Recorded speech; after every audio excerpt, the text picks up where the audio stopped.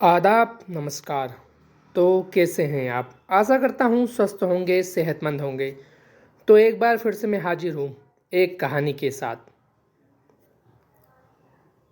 कहानी ऐसी है कि शादी का दबाव बना रही थी गर्लफ्रेंड, चेहरे के पास सटाकर मारी गोली।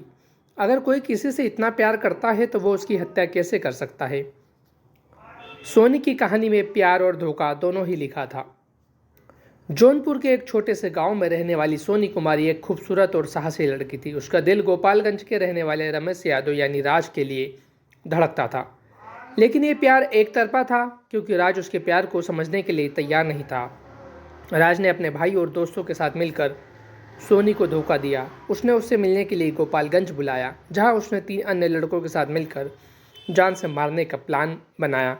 फिर जो हुआ वो कोई सोच नहीं सकता। चेहरे के पास सटाकर कट्टे से गोली मार दी जाती है।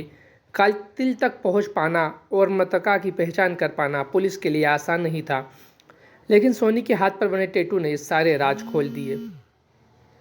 हत्या की एक खौफनाक कहानी उत्तर प्रदेश के गोपालगंज की है, जिसमें प्रेम और धोखे का खेल शामिल है। यह घटना बीते साल के फरवरी के महीने में हुई थी। प्रेम कहानी जो कि बाद में नफरत में बदल जाती है, जिसकी वजह से एक जवान लड़की की हत्या हो जाती है। सोनी कुमारी की मुलाकात कुछ साल पहले राज से हुई और वो दोनों अच्छे दोस्त बन गए। उनकी दोस्ती इतनी बढ़ जाती है कि वे एक दूसरे से प्यार करने लगते हैं। कुछ सालों तक यह प्रेम प्रसंग ठीक चलता है, लेकिन सोनी की उम्र भी बढ़ने लगी और उसके परिवार वाले उस पर शादी का दबाव बनाने लगे। सोनी को जल्द ही शादी कर लेनी चाहिए, लेकिन घर वाले इस बात से अनजान थे कि सोनी राज से बेहद प्यार करती थी और वह किसी से शादी के बारे में सोच भी नहीं सकती थी।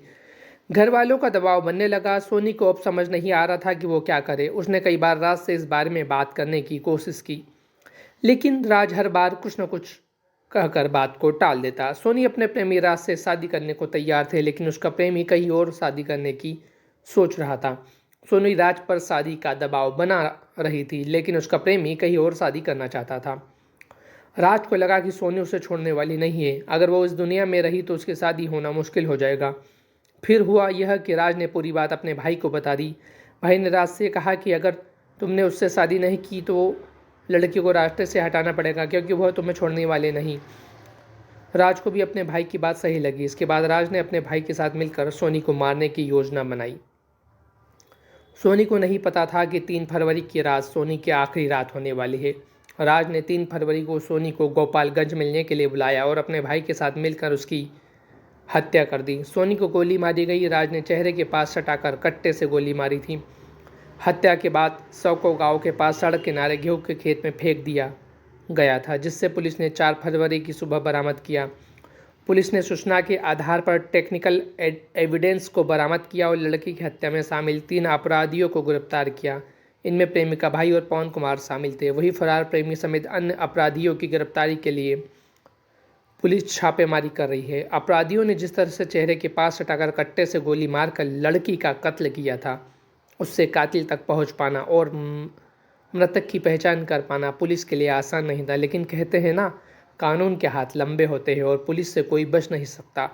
लाश के हाथ में टैटू था। पुलिस ने जांच शुरू की तो टैटू के जरिए 9 फरवरी को पता चला कि बाडी यूपी के जौनपुर के रहने वाली सोनी यादव की है। टेक्निकल सेल और एसआईटी की टीम ने टैटू से हत्या की जांच शुरू की और कातिल अपराधियों की पहचान कर उन्हें गिरफ्तार कर लिया। लड़की की पहचान हो गई और उसके परिजनों को सूचना देकर बुलाया गया। तो अब अगली बार फिर मिलूंगा एक नई क्राइम की कहानी के साथ। जब तक के लिए अलविदा। सुरक्षित रहिए, सतर्क रहिए।